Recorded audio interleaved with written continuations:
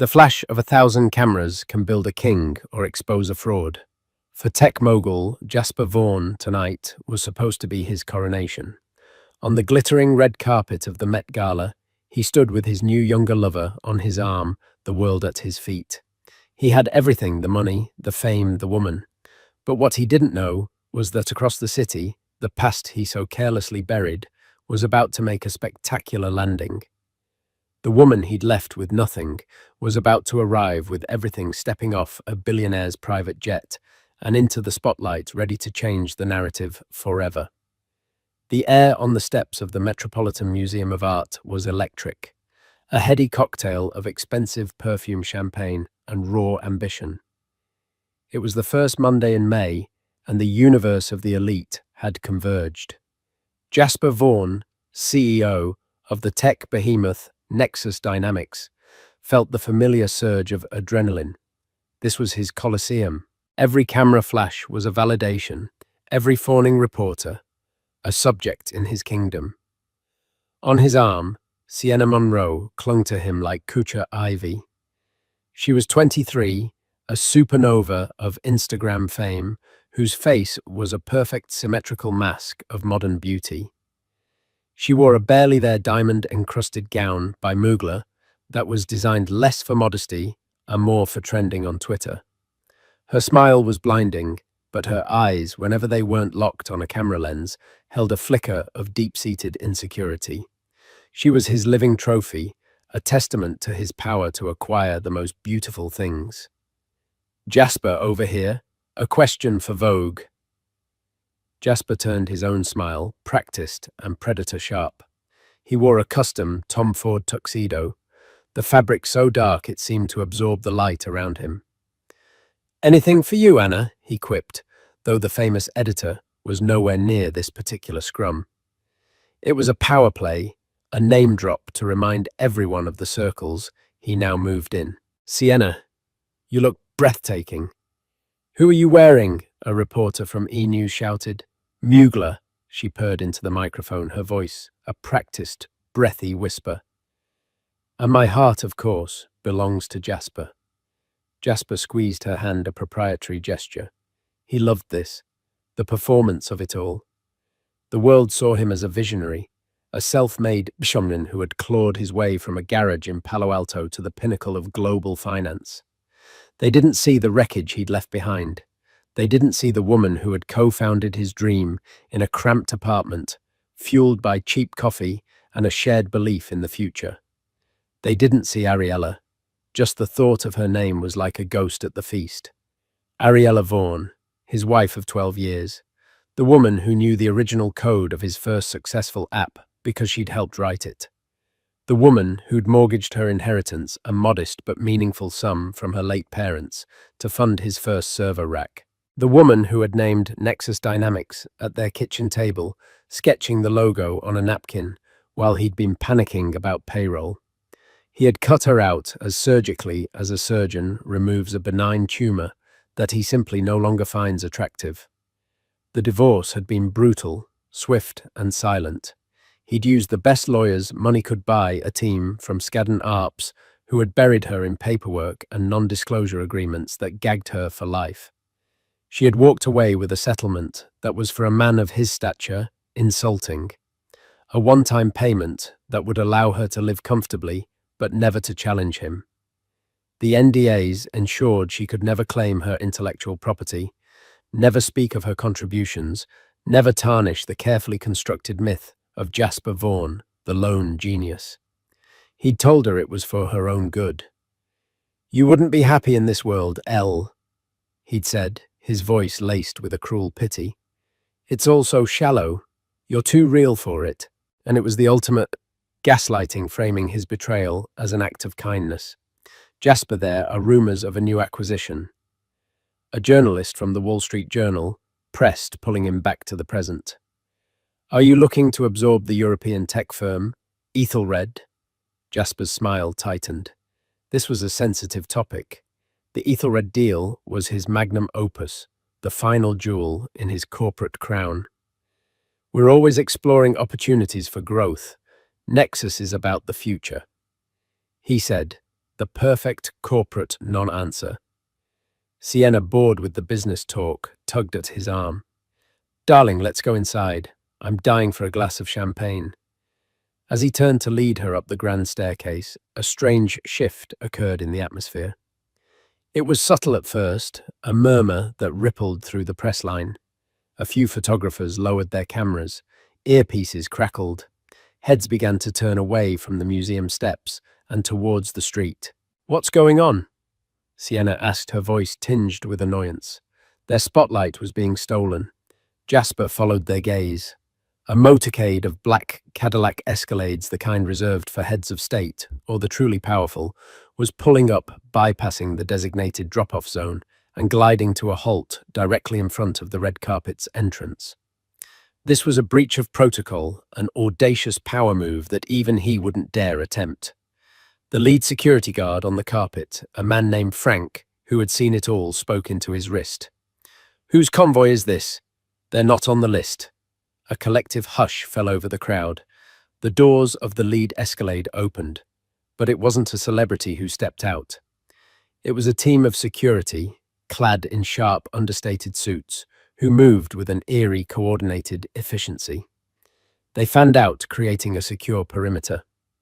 Then the rear door of the third vehicle opened. A different kind of silence descended.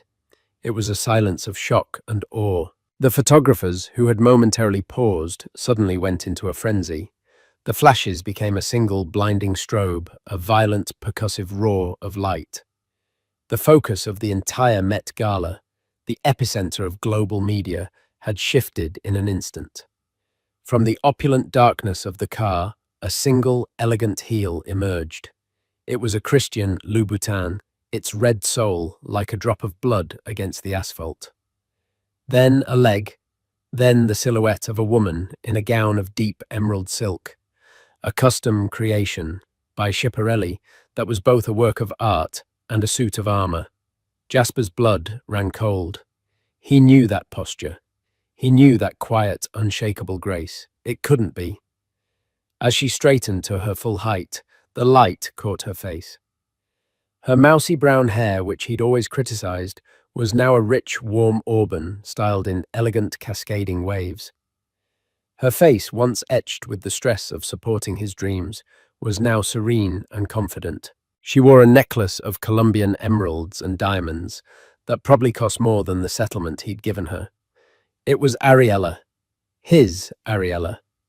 But she wasn't his anymore. She looked like a queen. He stood frozen halfway up the stairs, Sienna's grip on his arm suddenly feeling like a lead weight. The reporters were screaming her name now, their voices a chaotic mix of confusion and excitement. Ariella. Ariella Vaughn. Who are you with? Who are you wearing? Ariella didn't look at them. Her gaze was fixed forward, calm and deliberate. She turned back to the car and extended a hand, and the man who took it, stepping out to join her, was the reason the protocol had been broken. It was Alistair Finch, the reclusive, enigmatic billionaire, the man whose net worth made Jasper's look like pocket change. Alistair Finch, the founder of the Finch Foundation, a titan of industry in renewable energy and aerospace, a man who hadn't walked a red carpet in over a decade. He was the media's white whale, intensely private and impossibly powerful. He stood beside Ariella, his hand protectively on the small of her back. He wasn't smiling for the cameras. He was smiling at her. The Wall Street Journal reporter, who had been grilling Jasper just moments before, now sprinted down the stairs, microphone in hand, his face alight with the biggest scoop of his career. Mr. Finch, what an unexpected surprise. What brings you to the gala tonight? Alistair's voice when he spoke was calm and clear, cutting through the din. My partner, he said, his eyes still on Ariella, expressed an interest in the exhibit, and what Ariella wants, she gets. Partner. The word echoed across the plaza, amplified by 100 hot mics. It was a declaration. Jasper felt the blood drain from his face. His carefully constructed world was tilting on its axis. On the grandest stage imaginable, his discarded past had just upstaged his triumphant present. And she hadn't arrived in a taxi. She'd arrived with the one man in the world he could never compete with. Sienna finally processed what was happening. "Is that your ex-wife?" she whispered, her voice a mix of disbelief and horror. Jasper couldn't answer. He could only watch as Ariella and Alistair began to walk towards the steps, parting the sea of reporters, like Moses parting the Red Sea. The cameras that had adored him seconds ago were now turned away, completely ignoring him and Sienna. They were old news. The real story was walking towards them. And as Ariella reached the bottom of the staircase, her eyes cool and composed, finally met his. There was no anger in them, no sadness. There was something far worse, indifference. It was the look of a woman who had not only moved on, but had ascended to a stratosphere he couldn't even fathom. The flashbulbs continued to pop, capturing the tableau for eternity. Jasper Vaughan, the new king, standing halfway to the top, forgotten, and Ariella, the woman he had erased, standing at the bottom, poised to begin her ascent, with a true emperor by her side. The world seemed to slow down, contracting to the space between the bottom and top of the grand staircase. For Jasper, it was a dizzying, nauseating vertigo. He and Sienna were frozen in place, suddenly transformed from the night's main event into awkward, overdressed statues. The roar of the press was a physical force, every shouted question for Ariella a hammer blow to his ego. "Ariella, your necklace, is that from the Finch private collection? Mr. Finch, does this mean you're officially back in the public eye?" "Ariella, a comment for the Times. How does it feel to be back?" "Back!" Jasper thought, a bitter laugh almost escaping his lips. She was never here in the first place. This wasn't her world. He had made sure of that. He had built the walls of this gilded cage himself, and he had been the one to lock her out. Ariella moved with a liquid grace he barely recognized. The woman he remembered would have been flustered by this level of attention, her shoulders slightly hunched, her gaze averted. This woman held her head high, her posture radiating a quiet power that was more commanding than any shout. The Schiaparelli gown, in a shade of emerald so deep it was almost black in the shadows, was a statement. It wasn't just a dress, it was armor, and its severe, elegant lines made Sienna's glittering see-through number look cheap and desperate by comparison. Alistair Finch was the perfect counterpoint to her newfound radiance. Dressed in a simple, impeccably tailored Brioni suit, he wore his power with an ease Jasper could only feign. He didn't crave the cameras, he tolerated them. His focus was entirely on Ariella. He would lean in to whisper something in her ear, and a small, genuine smile would touch her lips. The intimacy of the gesture performed on the world's most public stage was more potent than any passionate kiss. It spoke of a deep, unshakable connection. As they reached the base of the stairs, a path cleared for them. The security team moved with quiet precision. Jasper watched his jaw clenched as Anna Wintour herself, who had not deigned to greet him, descended the first few steps to personally welcome them. She embraced Ariella with a warmth that was famously reserved for only a chosen few. "Ariella, my dear," Anna's voice was crisp and clear. "You look magnificent.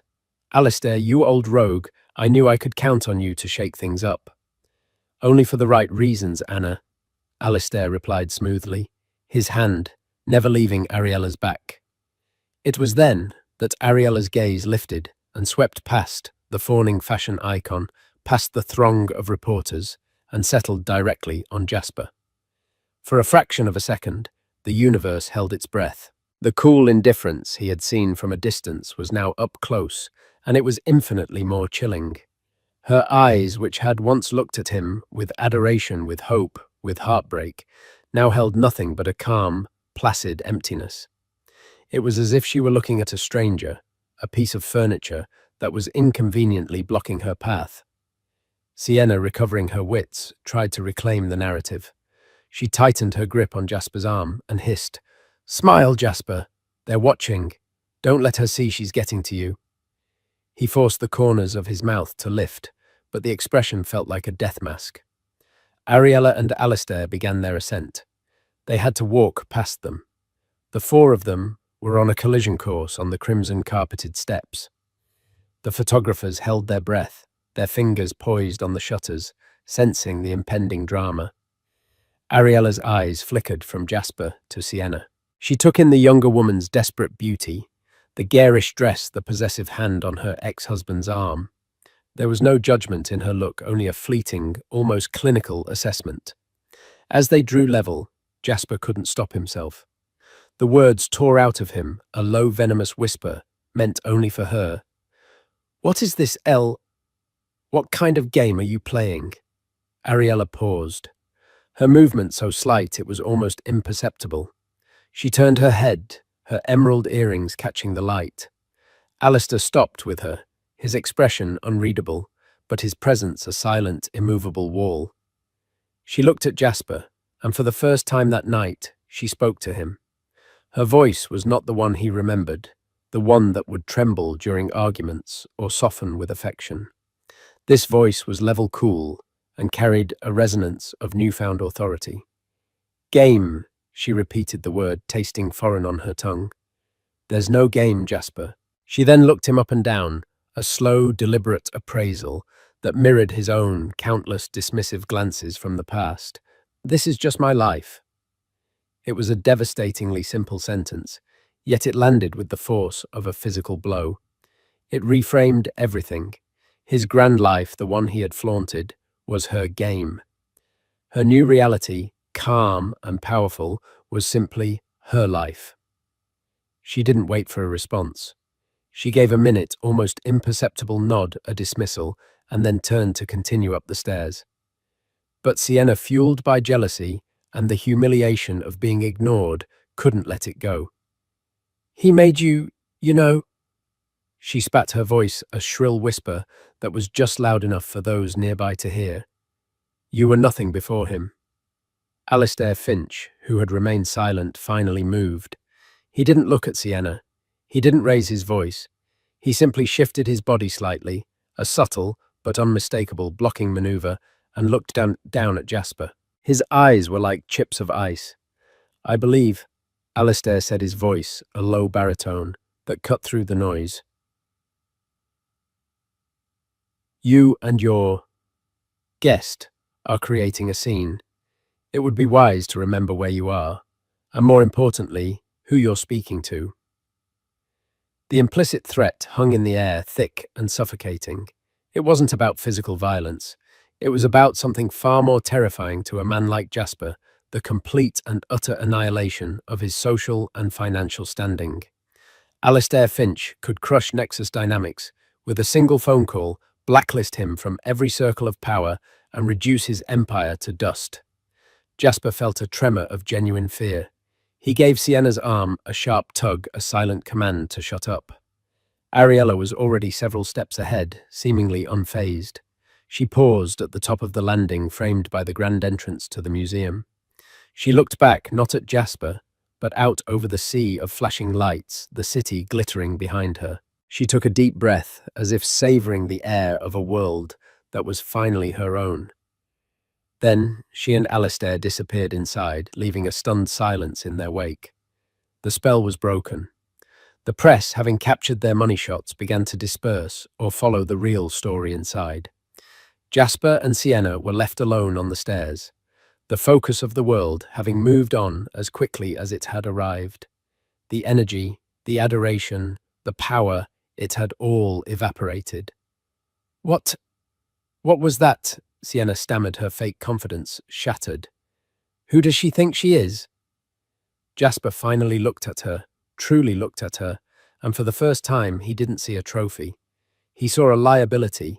He saw a shallow, foolish girl who had just provoked one of the most powerful men on the planet. He saw a pale imitation of the substance he had thrown away. "Get inside," he ordered, his voice flat and dead, "and don't speak to anyone." He left her there and stalked towards the entrance, his mind racing. This wasn't a random encounter. This was a calculated move. The location, the timing, the choice of escort, it was all designed for maximum impact. Ariella, the quiet, compliant, real woman he had patronized, had just executed a public relations coup that would make the most seasoned Hollywood publicist weep with envy. But how? How did she get to Alistair Finch? The man was a ghost. He didn't do partners. He do partners. And why now? As he stepped into the museum's great hall, the enormity of what had just happened began to sink in. He had come here tonight to celebrate his victory, to put the final stamp on his new life. Instead, the prologue to a whole new war had just been written. And this time, he had a terrifying feeling he was no longer the main character. He was the villain. And every villain, sooner or later, faces a reckoning. The inside of the Met was a swirling vortex of high society. The din of conversation, the clinking of glasses, and the soft strains of a string quartet filled the air. But for Jasper, it was all background noise. He moved through the throngs of celebrities and power brokers, like a phantom, his mind replaying the scene on the steps in a torturous loop. Everywhere he looked, he saw people huddled together, whispering. He caught snippets of conversation. Did you see Ariella Vaughan? With Alistair Finch, can you believe it? The look on Jasper's face, that Schiaparelli gown was a declaration of war. He was the subject of gossip, of pity. It was intolerable. He found Sienna near the champagne fountain, already on her second glass, looking sullen and out of her depth. I can't believe her, Sienna muttered, her eyes scanning the room for any sign of Ariella. She planned that. She did it just to humiliate you, to humiliate us. Stop talking, Jasper commanded, grabbing a glass of champagne from a passing waiter and downing it in 2 gulps. His mind was a maelstrom of rage and confusion. Sienna's simplistic analysis was both right and wrong. Of course, it was planned, but the Ariella he knew wouldn't have concocted such a scheme for petty revenge. There had to be something more, a deeper strategy at play that he couldn't yet see. His phone buzzed incessantly in his pocket. He pulled it out. The screen was a cascade of notifications. News alerts from Bloomberg, the New York Times, Forbes. His own PR head, a bulldog of a man named Marcus, was calling him repeatedly. He ignored it. He knew what they would say. He swiped to a browser and typed in Ariella's name. The results, which hours ago would have shown a few old forgotten photos of them together and a link to a defunct pottery blog she once kept, were now exploding. Ariella Vaughan was trending worldwide. Articles were already being written. Speculative pieces titled The Phoenix, Who is Ariella Vaughan? Alistair Finch's Mystery Woman Revealed. And most damningly, the ultimate power move as Tech CO debuts new love, his ex-wife arrives with a titan. He felt a wave of impotent fury. He had spent millions curating his public image, crafting a narrative of solitary genius. In the space of 10 minutes, Ariella had hijacked it, rewritten it, and made him a secondary character in his own life story. He needed to understand.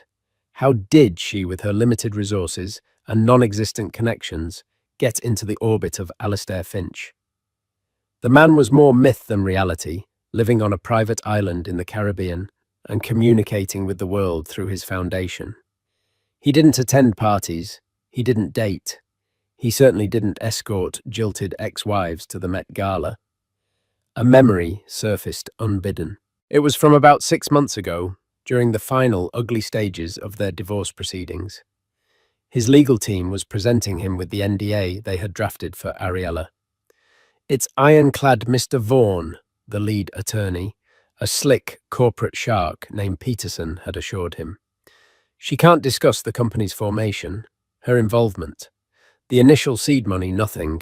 Her name is effectively erased from the corporate history of Nexus Dynamics. Good, Jasper had said. She'll sign it. She's fighting it on one small point, Peterson had replied, looking down at his notes. It's odd. She's not asking for more money. She's insisting on a clause that releases her from any non-compete obligations specifically related to European tech firms, particularly those specializing in sustainable data solutions. Jasper had scoffed. Let her have it. What's she going to do? Start a rival company from her one-bedroom apartment. Give her the crumb. It will make her feel like she won something. And he saw it now. It wasn't a crumb. It was a key. Ethelred, the European firm he was trying to acquire. Their specialty. Sustainable data solutions. The very company the WSJ reporter had asked him about. The connection clicked into place with the force of a thunderclap. This wasn't about the Met Gala. This wasn't about Sienna. This was about Ethelred. He grabbed Sienna's arm, his fingers digging into her skin. We're leaving. But we just got here, she protested, whining. I wanted to get a photo with Zendaya. Now, he snarled, dragging her towards a side exit, ignoring the curious stares. The moment they were in the back of his Maybach, he was on the phone with Marcus. What the hell is going on, Jasper? Marcus's voice was frantic. My phone has melted. The board is calling. The narrative is out of control. They're painting you as the villain who threw away a diamond and picked up a piece of glass. Forget the narrative, Jasper barked, his voice raw. I need you to dig. I need to know everything about Ariella Vaughan and Alistair Finch. Not the public crap. I need to know when they met, how they met, what their connection is. And I need to know Finch's position on my Ethelred acquisition. Now. He hung up, his heart pounding against his ribs. The dots were connecting into a terrifying picture. Meanwhile, in a quiet private suite overlooking the museum's sculpture garden, Ariella Vaughan took a sip of water, her hand perfectly steady. Alistair sat opposite her in a plush armchair, observing her with a warm, approving gaze. The chaos of the red carpet felt a world away. You were magnificent, Alistair said, his voice a low, calming rumble. Poised, powerful. You didn't flinch. A small, wry smile touched Ariella's lips. I was terrified, Alistair. My heart felt like it was going to beat out of my chest. I would never have known, he said. Fear is a reaction. Courage is a decision. You were very courageous tonight. Her journey to this moment had not been one of revenge, but of survival. After the divorce, she had been adrift in a sea of grief and betrayal. The man she had loved and built a life with had discarded her as if she were a piece of obsolete hardware. The settlement, while enough to live on, was a constant, insulting reminder of how little he valued her contributions. For months, she had done nothing, paralyzed by the sheer injustice of it all. The NDA she had been forced to sign was a gag, silencing her history, erasing her truth. The turning point had come late one night. She was staring at the business section of a newspaper at a glowing profile of Jasper that described him as a lone visionary. The rage that had been simmering for months finally boiled over. But it wasn't a destructive rage. It was clarifying. It burned away the grief and left behind a cold, hard resolve. He had taken her past, so she would have to build a new future. She remembered the clause she had fought for in the divorce, the one Jasper had dismissed so arrogantly. She had insisted on it because she had been the one to first identify Ethelred as a potential acquisition target for Nexus years ago. She was the one who saw the genius in their sustainable data cooling technology, a field Jasper had deemed a niche, non-profitable distraction. She knew their value better than anyone. She couldn't compete with Nexus, but perhaps she could consult for its competition. Using the last of her savings, she flew to Berlin, the headquarters of Ethelred. She didn't ask for a job. She asked for one meeting offering a free 1-hour consultation on how to counter a hostile takeover from an American tech giant like Nexus Dynamics. She knew Jasper's playbook because she had helped him write it. The German executives, initially skeptical of this unknown American woman, were stunned by her incisive analysis, her intimate knowledge of Nexus's operational weaknesses, and Jasper's psychological blind spots. They offered her a consulting contract on the spot. It was during her work with Ethelred that she came onto Alistair Finch's radar. Finch's foundation was a major silent investor in Ethelred drawn to its green technology. When he heard that a mysterious consultant named Ariella Vaughan was the mastermind behind Ethelred's brilliant defense strategy against the Nexus takeover bid, he had been intrigued. He summoned her to a meeting. He had expected a hardened corporate mercenary. Instead, he found a brilliant, dignified woman with a quiet fire in her eyes. He wasn't interested in the gossip of her past, but in the clarity of her vision for the future. They met to talk about business, but they ended up talking about everything. Art philosophy, the ethics of technology, the burden of immense success. He saw in her a partner, not in a romantic sense, at least not at first, but an intellectual and spiritual equal. He saw the architect that Jasper had tried to erase. When he learned the full story of her involvement with Nexus and the gag order she was under, his intrigue turned to a cold fury. Alistair Finch was a man who detested bullies and credit thieves. "He didn't just divorce you, Ariella," he had said to her one evening at his estate. "He committed an act of historical erasure. He stole your legacy." "The NDA is unbreakable," she had replied, a familiar wave of hopelessness washing over her. "I can never tell my story." Alistair had leaned forward, his eyes intense. "An NDA prevents you from speaking. It does not prevent you from being. You don't have to tell the world you're brilliant, Ariella. You just have to show them. You don't have to talk about your power. You just have to demonstrate it. We will not break the NDA. We will make it irrelevant." And so the plan was born. It was not about revenge. It was about reclamation. The Met Gala was not the endgame. It was the opening move. It was a signal to the world, and specifically to Jasper, that Ariella was no longer a ghost. She was a player, and she was now backed by a king. "Jasper knows now," Ariella said, her gaze distant. "He's not stupid. He'll have connected me to Ethelred. He'll be digging." "Let him dig," Alistair said, with a calm smile. "He'll only find what I want him to find, that you are the lead strategic consultant for Ethelred's defense, and that my foundation is increasing its stake in the company with you being appointed to the board of directors next month." Ariella took a deep breath. Board of Directors. The title felt immense, terrifying, and exhilarating. "He will fight dirty," she warned. "He will come after me. He'll use the press. He'll try to smear my name." "I know," Alistair said. His expression grew serious.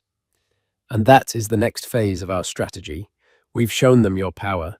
Now we will show them your character. Let him sling his mud. We will be ready." He stood up and offered her his hand. "But for tonight, let's not talk about Jasper. Let's go and look at some art. Let's allow the world to see you simply enjoying your life. There is no greater victory than that." She took his hand, and for the first time in years, she felt a sense of peace. The war was far from over, but for the first time she was on solid ground with an ally who didn't just see her as a support system, but as the architect herself. And together, they were about to draw up the blueprints for Jasper Vaughan's downfall. The fallout from the Met Gala was swift and brutal. Jasper Vaughan, a man accustomed to controlling the narrative, found himself caught in a tsunami of public opinion he could not command. His PR team worked around the clock, but it was like trying to patch a dam with chewing gum. The image of Ariella poised and powerful next to the enigmatic Alistair Finch was seared into the public consciousness. It was a story of rebirth and empowerment, and in that story, Jasper was cast as the villain. His first move was a calculated leak to a friendly gossip columnist at page 6. The story planted by Marcus painted Ariella as a bitter ex-wife who had seduced an aging, reclusive billionaire in a desperate act of revenge. It hinted at mental instability, at an obsession with her ex-husband's success. It was a classic misogynistic smear designed to discredit her and reframe her appearance as pathetic rather than powerful. The article ran, but it didn't have the intended effect. Instead of swaying public opinion, it backfired. Feminist commentators and online forums immediately decried it as a transparent attempt to silence a woman who had clearly leveled up.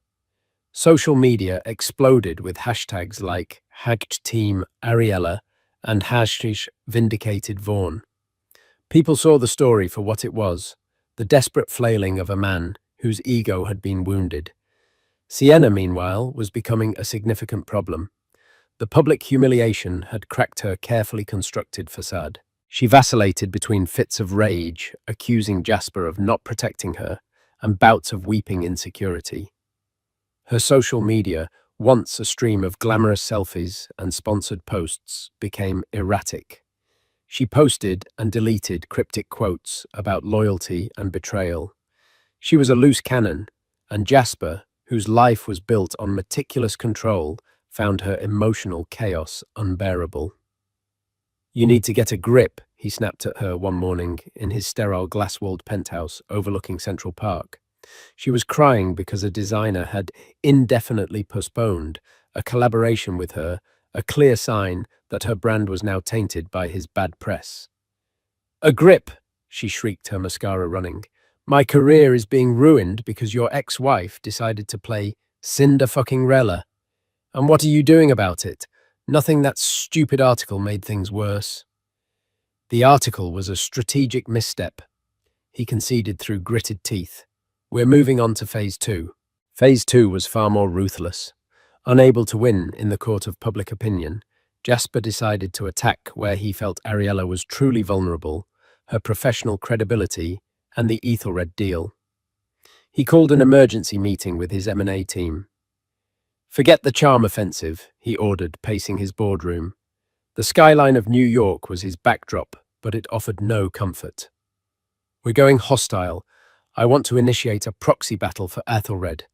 We'll go directly to their shareholders, and I want our opposition research team to dig into every single aspect of their board and key consultants, specifically Ariella Vaughan." He intended to find a weakness, a mistake, a skeleton in her closet, anything he could use to disqualify her, to paint her as incompetent or corrupt. He wanted to prove to Alistair Finch that he had backed the wrong horse. He wanted to destroy the foundation of her new life. His researchers worked for weeks, but they came up empty. Ariella's life had been utterly scandal-free. Her work for Ethelred was by all accounts exemplary. The company's stock had risen steadily since her involvement. She was a ghost in terms of leverage. "There's nothing," Jasper, his head of research, reported, looking nervous. "She has no debt, no shady dealings, no disgruntled former colleagues. Her record is pristine. It's almost unnatural." The pristine nature of her past only fueled Jasper's paranoia. No one was that clean. He became obsessed, spending late nights personally sifting through documents, old emails, anything that might provide a clue. His work at Nexus began to suffer. He was distracted, volatile, his judgment clouded by his personal vendetta. The proxy battle for Ethelred was becoming uglier and more expensive by the day. Jasper's team released statements questioning Ethelred's leadership and financial stability. But Ethelred, guided by Ariella's strategy and backed by Finch's immense capital, countered every move with calm factual rebuttals. They portrayed Nexus Dynamics as a corporate raider trying to crush a smaller, innovative European competitor. The European press, and even some American financial journalists, began to side with Ethelred. Jasper was losing, and as he lost, he grew more desperate. In Berlin, Ariella watched Jasper's machinations with a sense of grim predictability. She and Alistair had anticipated this. "He's playing his old game," she told Alistair during one of their daily video conferences. She was in Ethelred's sleek, minimalist boardroom, while he was in his study, half a world away. "When he can't win on merit, he tries to destroy his opponent's character. And in doing so, he is revealing his own." Alistair replied, his voice calm. "He is over-leveraging Nexus. His board must be getting nervous. His obsession is making him reckless. Let him continue. But Ariella knew there was another angle Jasper would eventually try, a more personal one. The call came one afternoon. It was from her younger sister Chloe, a gentle soul who worked as an elementary school teacher in Ohio. Chloe was crying. "Ellie, I'm so sorry," she sobbed. "I didn't know what to do." "Chloe, slow down. What is it? What happened?" Ariella asked, her blood turning to ice. "A man came to see me," Chloe explained between sobs. "A lawyer, I think. He said he represented Jasper. He started asking questions about Mum and Dad's inheritance. The money you used to, you know." Ariella felt the air leave her lungs. The seed money. The small inheritance from her parents that she had given Jasper to start his company all those years ago. It had been a gift given out of love and belief. There was no paperwork, no loan agreement, just a wife's faith in her husband. "He was asking if there were any documents," Chloe continued. "If you ever called it a loan. He said if you were trying to claim any stake in Nexus based on that money, Jasper would sue you for fraud. He said he would sue me for conspiring with you. He mentioned my teaching license, Ellie. He threatened my job." The sheer, unadulterated cruelty of it took Ariella's breath away. He wasn't just coming after her. He was threatening her family. He was trying to poison the purest, most selfless act of her life and turn it into a weapon against her. "Listen to me, Chloe," Ariella said, her voice shaking but firm. "You have done nothing wrong. This is a scare tactic. He is a bully and a coward. Do not speak to this man again. If he contacts you, you hang up. Understand?"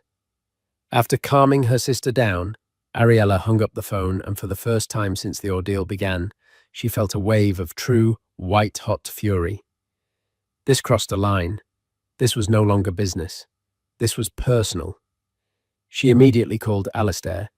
She recounted the conversation, her voice tight with rage. For a long moment there was silence on the other end of the line. When Alistair finally spoke, his voice had lost its customary calm. It was replaced by something cold and hard as steel. "He has made a grave error, Ariella," he said slowly. "He has mistaken our restraint for weakness. He believes this is a game of corporate chess. He has forgotten that in real life, when you threaten a person's family, the rules change." "What do we do?" Ariella asked, her mind racing.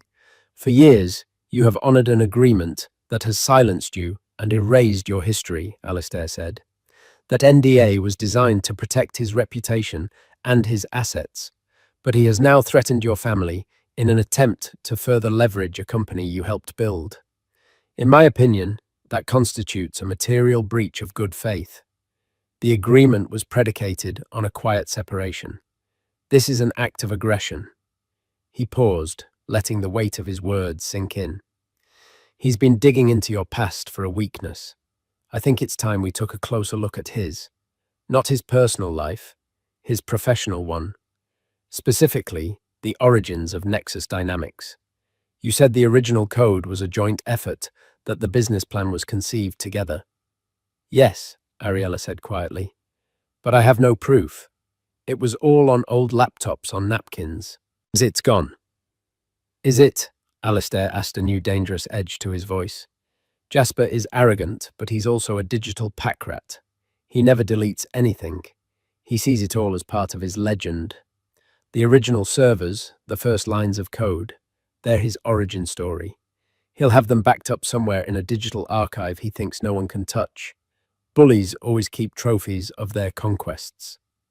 Alistair continued, "I am going to authorize a full-scale digital forensic investigation. We're not hacking him. We are going to legally subpoena the digital archives of Nexus Dynamics as part of the discovery process for the proxy battle. He's accusing Ethelred's consultant you of being unqualified. We will counter that your qualifications are so profound that you were in fact the uncredited co-founder of his own company. We will force him to open his books, his files, his entire digital history. Let's see how the myth of the lone genius holds up under a federal subpoena." Ariella felt a jolt, a mixture of fear and exhilaration. This was it. the point of no return. He will fight it, she said. And he will lose, Alistair countered, because he has something to hide, and we, my dear Ariella, are about to bring it into the light. He wanted to dig into your past fine. Let's show him what a real archaeological excavation looks like, so. The battle for Ethelred was about to become secondary.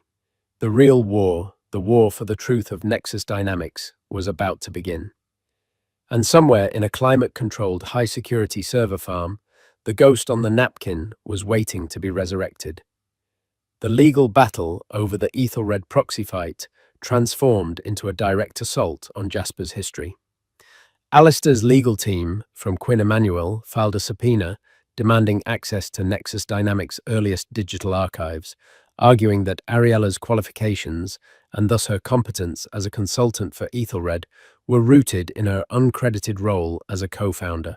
Jasper's lawyers fought back with frantic energy, decrying the move as an invasive fishing expedition designed to steal trade secrets. They filed motion after motion, but their desperation was transparent. "He's stalling," Ariella observed to Alistair from their London war room. "The more he fights this, the more certain I am that the proof is in there." "His resistance is the tell," Alistair agreed. "He's bluffing with a bad hand. It's time to call." Alistair's lawyers were relentless, and the judge, a sharp woman named Atherton, saw through the smokescreen. She granted a court-supervised forensic analysis of Nexus's archives, limited to the company's first 2 years. The news sent Jasper into a spiral of fury and paranoia. His carefully constructed past was about to be excavated. He became a ghost haunting his own company, his legendary focus shattered by the dread of what the forensic team might find in the digital tomb of his old hard drives. Weeks of tense silence followed as the experts sifted through terabytes of old data. For Ariella, the waiting was agonizing, but also clarifying. She poured her energy into her work, with Ethelred building her future, while the truth of her past was being unearthed. The breakthrough came on a grey Tuesday afternoon. An urgent call from Alistair's lead lawyer pulled her from a meeting. "We found it." The lawyer's voice was electric. "It's better than we could have possibly hoped." Ariella sank into a chair, her heart hammering against her ribs. "He's an obsessive archivist of his own genius," the lawyer explained, a note of incredulous laughter in his voice. "Buried in a backup from a 2010 home PC, we found a scanned file. Jasper was so narcissistic that he actually scanned the napkin." The napkin, from their old kitchen table. Ariella felt the air leave her lungs. On that flimsy piece of paper, in her own distinctive handwriting, was the flowchart for the app's core interface, and circled at the top, the name she had invented, Nexus. "But that's not the knockout punch," the lawyer continued, his voice dropping for dramatic effect. "In the same folder, there's a draft of the email he wrote to his first investor. He never sent this version. In it he states, and I am quoting directly, 'My partner and I have developed a revolutionary new platform. She is the architectural visionary behind the concept, while I am handling the business development and coding execution.'" He had written it himself. The unvarnished truth, saved in a moment of candor before his ego rewrote history. He had documented his own lie. "He erased you, Ariella," the lawyer said softly, "and now the evidence of that erasure will be his undoing." The documents were filed under seal, and the effect was seismic. When Jasper's lawyers informed him of the discovery, his world imploded. His legal case was not just compromised, it was annihilated. He was facing perjury charges and a lawsuit from Ariella that the now fraudulent NDA could no longer protect him from. The consequences were immediate. The proxy battle for Ethelred was over. He withdrew the bid in a humiliating public defeat, sending Nexus stock into a freefall. The board, furious at his reckless and costly vendetta, called an emergency meeting. That evening, while Jasper was locked in his office trying to stop the hemorrhaging, Sienna saw the truth. She was tied to a sinking ship, not a king. She quietly packed her jewelry and designer clothes and slipped out of the penthouse, disappearing from his life as silently as she had entered it. When Jasper finally emerged, defeated and broken, the cavernous apartment was silent. He was utterly alone. Across the Atlantic, Ariella stood on a balcony overlooking the London night. Alistair had flown in the moment he'd heard the news and now stood beside her. "It's over," she whispered the words heavy with the weight of a long and painful journey. "No," Alistair corrected her, gently taking her hand. His presence was a warm, solid anchor in the swirl of events. "It's just beginning. You're free, Ariella. The gag is off. Your history is now yours to claim." She looked at him, her eyes shining in the city lights. The ghost on the napkin hadn't just exposed a lie, it had resurrected her truth. The war for her past was won. Now the campaign for her future could truly begin. The dam of Jasper's lies broke spectacularly. Once the court documents were unsealed, the story of the ghost on the napkin became a global sensation. The irrefutable proof of Ariella's foundational role, the scanned napkin, and the draft email admitting she was the architectural visionary, wasn't just a legal smoking gun. It was a devastating narrative. The reckoning for Jasper Vaughan was swift and total. The emergency board meeting was less a discussion than an execution. Faced with overwhelming evidence of fraud, a collapsed acquisition, and a stock price in freefall, they voted unanimously to oust him as CEO of the company he had stolen.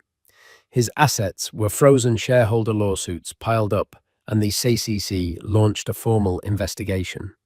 His professional world evaporated. His personal world followed suit. Sienna Monroe, seeing her patron's power vanish quietly, packed her designer bags and disappeared, leaving him utterly alone in the wreckage. Jasper became a pariah, a cautionary tale whispered in the boardrooms he once commanded. In stark contrast, Ariella's star ascended. She became a symbol of vindication. The media clamored for interviews, but she refused to engage in the salacious post-mortem of Jasper's career. She was not interested in revenge, only reclamation. She chose a single stage to tell her story, a keynote address at the Women in Tech Global Conference. In front of thousands, she spoke not of her personal pain, but of the creative passion that had once fueled Nexus. She framed her experience as one of many, a story of the countless women whose vital contributions have been systematically erased from the annals of innovation. Then, she delivered her masterstroke. She announced that her monumental settlement from Jasper, which gave her a significant minority stake in the company she co-founded, would be the seed capital for a new venture. For too long, history has been written by those who hold the pen, not those who had the idea. She declared, her voice resonating with quiet authority. That is why I'm announcing the formation of the Archimedes Foundation. Its mission is simple: to find, fund, and champion the unsung architects of our future. We will provide the capital and legal support to ensure their legacies are protected and their contributions are never again left as ghosts on a napkin. The ovation was immediate and overwhelming. In the front row, Alistair Finch watched not as a savior, but as a proud partner. He had provided the means for her to fight, but this victory, this transformation from victim to leader, was hers alone. Weeks later, after the final papers were signed, Ariella found herself walking near the Metropolitan Museum of Art, the site of her public re-emergence. The memory felt like a lifetime ago. Her phone rang with an unknown number. She answered. "Ariella." The voice was a hoarse, broken version of Jasper's. "I saw the news about the foundation." He paused, the silence heavy with all that was unsaid. "It was always yours, wasn't it, the name?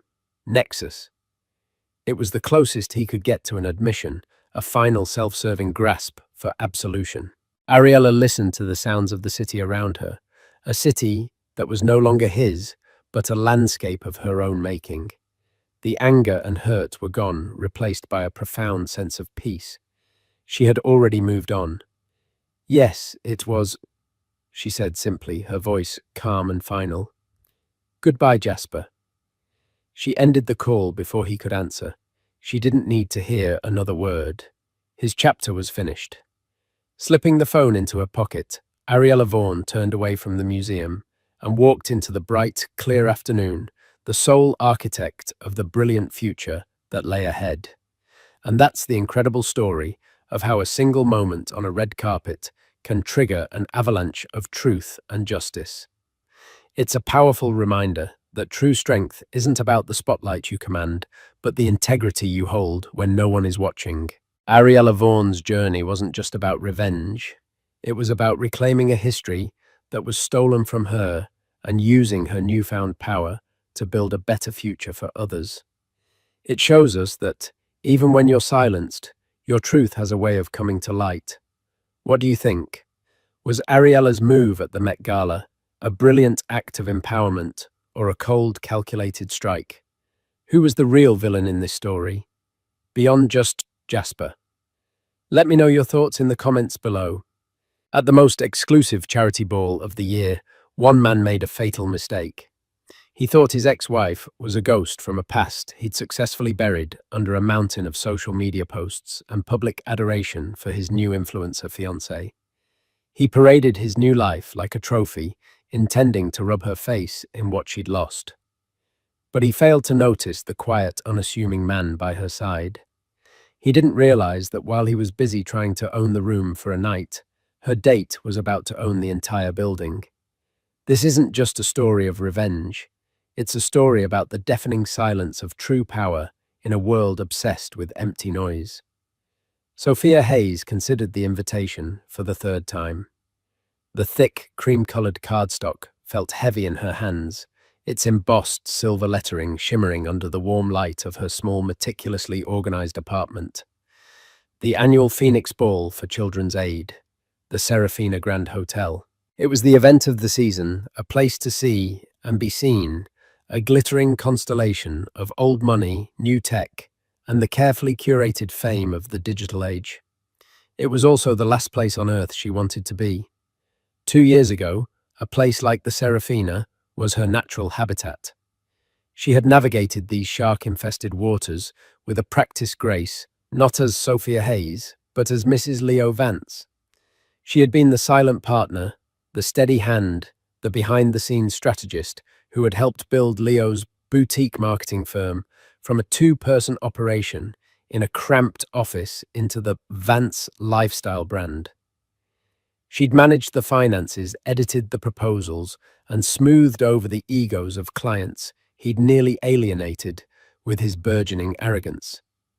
She had been the foundation upon which he built his shiny, fragile empire. And then came Skylar Monroe. Skylar wasn't just a person. She was a phenomenon, a cascade of professionally lit selfies, aspirational quotes pasted over stock photos of sunsets, and day-in-the-life vlogs that were as authentic as a $3 bill. With 50 million followers hanging on her every sponsored post, she was the human embodiment of the world Leo desperately wanted to conquer. He hadn't just left Sophia for Skylar. He had publicly rebranded his entire life, erasing Sophia's contributions, as if they were a draft of a post he'd decided not to publish. The divorce had been brutal, not financially, but emotionally. Leo had used his marketing savvy to paint a public narrative. He was the dynamic innovator held back by a quiet, unambitious wife. Now, with Skylar, he was finally unleashed. Their Instagram was a fire hose of performative happiness, private jets to Monaco, front row seats at Paris Fashion Week, and a nauseatingly detailed account of their whirlwind romance culminating in a beachside proposal captured by a drone. Their hashtag SkyLeoLimit was trending weekly. Sophia, in contrast, had chosen quiet dignity.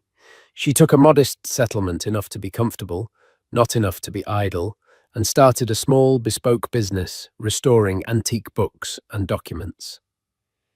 It was work that required patience, precision, and a love for things with history and substance. It was everything her former life was not. Her joy was now found in the scent of old paper and leather, the delicate process of mending a torn page, the quiet satisfaction of bringing something beautiful back from the brink of decay. Her phone buzzed. It was her best friend, Maya. "Don't you dare tell me you've already turned it into a bookmark." Maya's text read, followed by a string of champagne bottle emojis. Sophia smiled faintly. Still contemplating using it for kindling, she typed back. "No, you are going. I've already seen the posts. Skylar is wearing a custom Valdrin Sahiti gown. She's promised a royal entrance. And you cannot let them have the entire stage. You need to go and just exist. Beautifully. Unbothered. Unbothered. It felt like an impossible state of being. Every time a friend sympathetically mentioned seeing Leo and Skylar in a magazine or on a gossip site, the wound felt fresh. It wasn't that she wanted him back. God, no.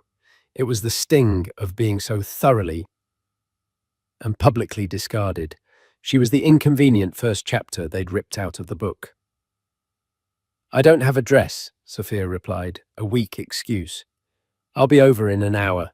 We're going shopping. Not for a battle dress.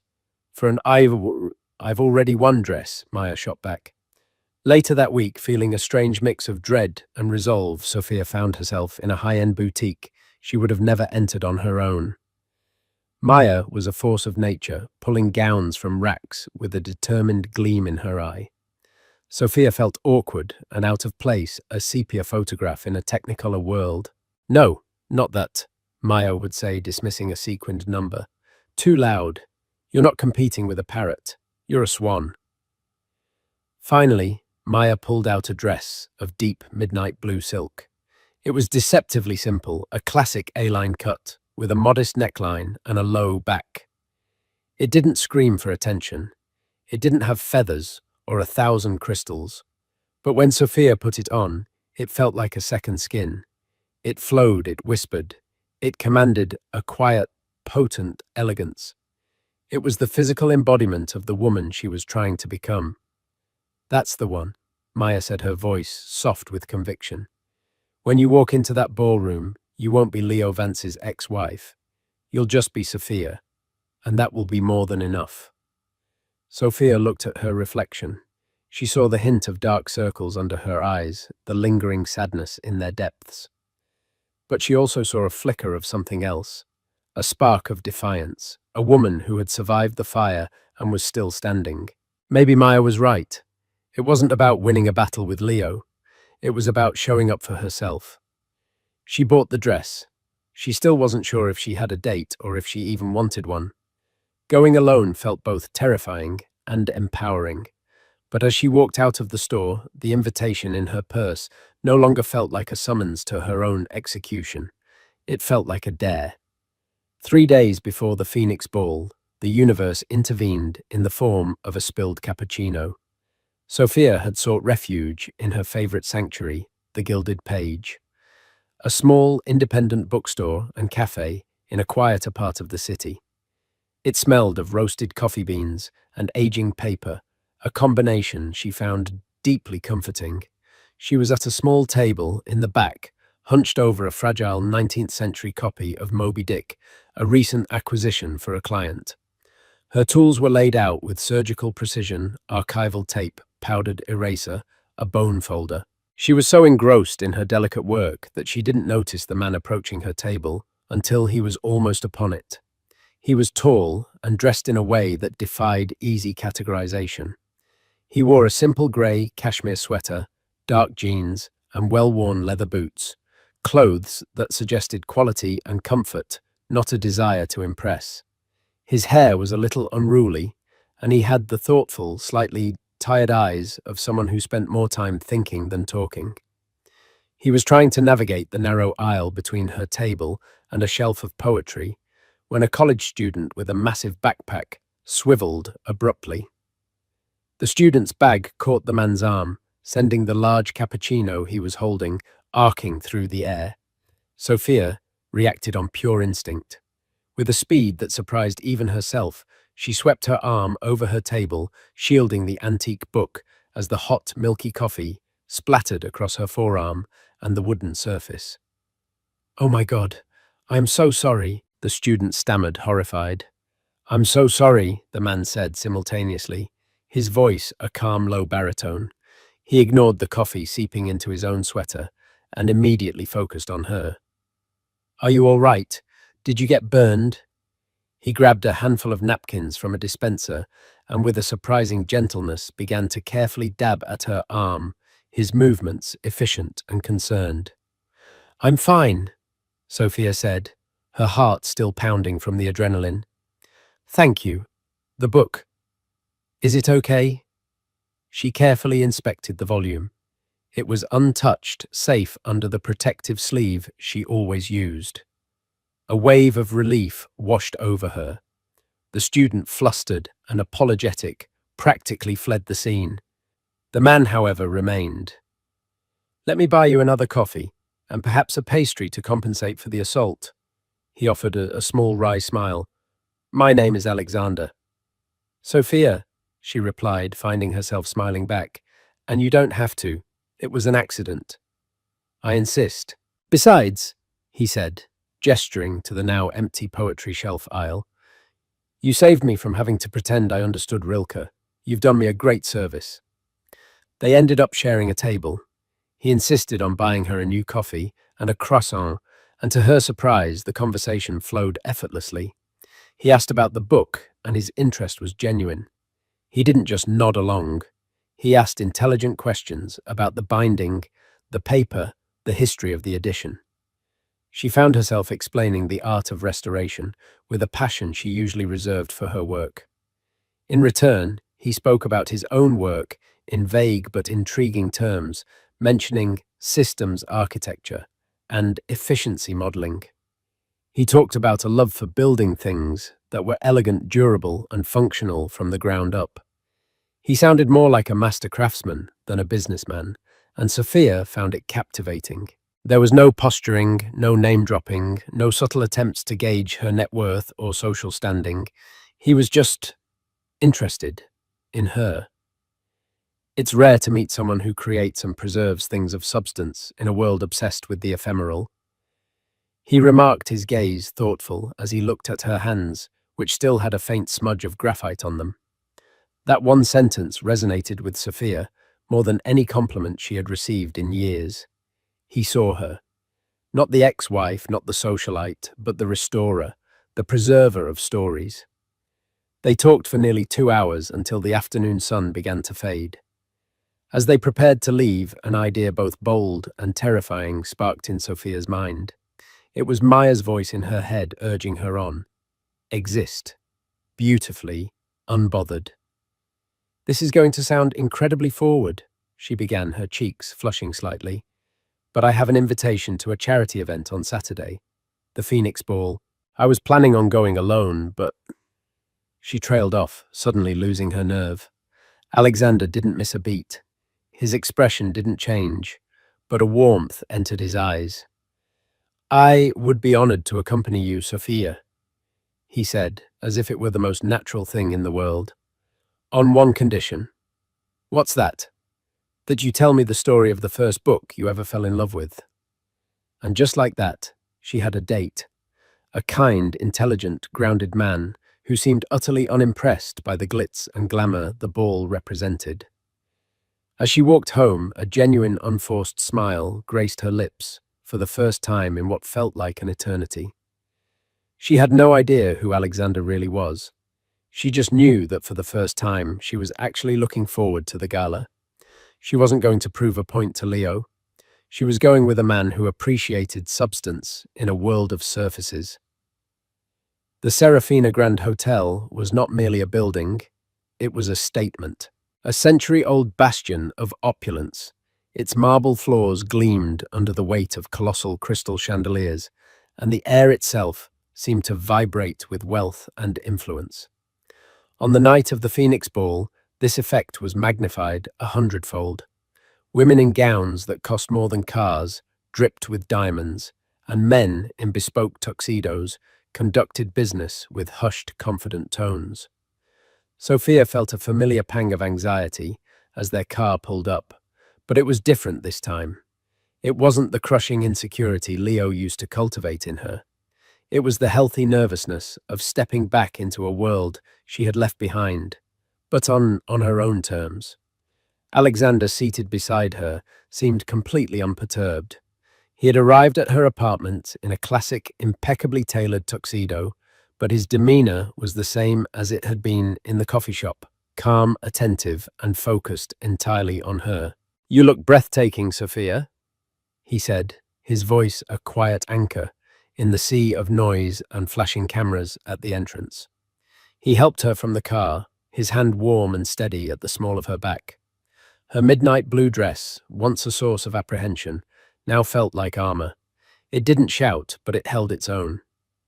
As they walked up the grand staircase, a ripple of recognition went through the crowd, but it wasn't for her. Whispers followed them. Heads turned. Sophia initially assumed they were staring at her, the disgraced ex-wife making a surprise appearance. Then she realized all eyes were on Alexander. The city's power brokers, the tech titans, the stern-faced matriarchs of old families, they were all looking at him, some with awe, some with deference, some with undisguised envy. A portly man in a too-tight tuxedo practically tripped over himself to greet them. "Mr. Sterling, what an unexpected honor. We weren't aware you'd be gracing us with your presence tonight." Sterling. The name clicked in Sophia's mind. Not just Alexander. Alexander Sterling, the founder and CEO of Ethereum Dynamics, the reclusive tech billionaire who had revolutionized data security. He was a legend, a ghost in the machine of modern commerce, famously private and rarely photographed. He was the kind of man Leo Vance pretended to be in his wildest dreams. Sophia felt a dizzying wave of shock. This was the man who had debated the merits of vellum with her over a croissant. He saw the question in her eyes. "We can leave if this is too much," he murmured, his voice for her ears only. "My apologies. I value my privacy. I should have been more forthright." "No," Sophia said, her voice steadier than she felt. She took a deep breath. "No, it's all right. I'm glad you're here with me." And she meant it. His identity changed the context, but not the man himself. His presence was no longer just comforting. It was a fortress. They had just acquired their champagne when the real show began. The press cameras at the entrance flashed with a renewed frenzy, and a wave of sound washed over the ballroom. "Ladies and gentlemen, arriving now, Mr. Leo Vance and his fiancée, the incredible Skylar Monroe." The event host boomed over the microphone. Leo and Skylar made their entrance not as guests, but as a spectacle. He was preening in a velvet tuxedo, a smug grin plastered on his face. Skylar was a vision in her silver Valdrin Sahiti gown, which seemed to be composed more of light and crystals than fabric. It was a magnificent dress, but on her it felt like a costume. She posed, she pouted, she blew kisses to the cameras that followed her every move, her personal vlogger trailing her like a pilot fish. They held court in the center of the room, air-kissing acquaintances and soaking in the adoration. It was only a matter of time before Leo spotted her. His eyes scanned the room, sweeping over faces, and then they locked on Sophia. His smug smile tightened. He saw her dress, her quiet elegance, and then his eyes landed on the man beside her. He didn't recognize Alexander. To Leo, he was just some anonymous man in a tux, a placeholder. Perfect. This was the narrative he wanted. His ex-wife, trying desperately to keep up, had brought some no-name date to the biggest event of the year. With Skylar in tow, he strode towards them, a predator closing in.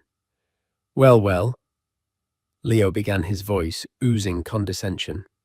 "Sophia, I'm surprised to see you out. I thought you'd be at home with your books." The last word was laced with pity. "Hello, Leo," Sophia said, her voice even. Her hand found Alexander's, and he gave it a reassuring squeeze. "And this must be your +1?" Leo said, barely glancing at Alexander before turning his full dismissive attention back to Sophia. "I want you to meet my fiancée, Skylar Monroe. He presented her as if unveiling a masterpiece. You've probably seen her work. She's a true force in the digital space. Skylar gave Sophia a smile that was all teeth and no warmth. Oh, hi, she cooed, her eyes doing a quick, critical scan of Sophia's dress and simple jewelry. That's a lovely dress. So, classic. The unspoken addendum, old boring safe, hung in the air between them. It's so brave of you to come tonight. All of this must be a little overwhelming. The performance was for her vlogger's camera, which was now pointed directly at them, capturing every nuance of the carefully orchestrated humiliation. Sophia refused to take the bait. It's a beautiful event for a worthy cause, she said calmly. It's good to see it so well attended. Leo laughed a short, sharp sound of disbelief. Always so diplomatic. Some things never change. He then turned to Alexander, finally, deigning to acknowledge him. So, what do you do, pal? Let me guess. Accountant, lawyer? He was trying to place him in a box to categorize and dismiss him. Before Alexander could answer, the event host was back on the microphone. And now we'd like to present this year's Visionary Philanthropist Award to a man who has redefined the landscape of modern lifestyle branding, Mr. Leo Vance. A smattering of polite applause turned more enthusiastic as Leo's supporters cheered. He beamed, squeezed Skylar's hand, and shot a final triumphant look at Sophia. Duty calls, he said. Enjoy the party. From the sidelines. He walked toward the stage, the spotlight following him. Sophia watched him go, the sting of his words sharp and familiar. It was one thing to be discarded, another to be so publicly and cruelly reminded of it. Alexander's hand was still holding hers, a silent, solid presence. She looked up at him and saw that the calm, thoughtful expression on his face had been replaced by something else, a quiet, glacial stillness. He wasn't angry, he was observing, calculating, and in that moment Sophia had the distinct feeling that Leo Vance had just made the biggest mistake of his life. Leo stood on the stage, bathed in the warm glow of the spotlight, feeling invincible. He held the crystal award in his hand, a tangible symbol of his success.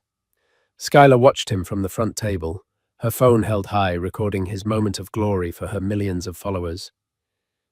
Thank you. Thank you. Leo began, his voice resonating with practiced confidence. They call this the Visionary Award, and it truly takes vision to build something from nothing. It takes drive, it takes passion, and most importantly, it takes having the right partner by your side. Someone who inspires you, who pushes you to be better, who sees the future and runs towards it with you. He paused, locking eyes with Skylar. To my incredible fiancée Skylar, this is as much yours as it is mine. You are my inspiration. The crowd applauded. In the background, Sophia stood motionless. Every word was a carefully crafted erasure of her own history. The late nights, the sacrifices, the belief she had poured into him, all of it deleted. She felt a cold knot tighten in her stomach. It wasn't anger anymore. It was a profound, hollow sadness. Alexander watched her face. He saw the flicker of pain in her eyes, the way she held herself perfectly still to keep from shattering. He had seen enough. While Leo continued his speech, boasting about his brand's influence and his unprecedented growth, Alexander discreetly took out his phone.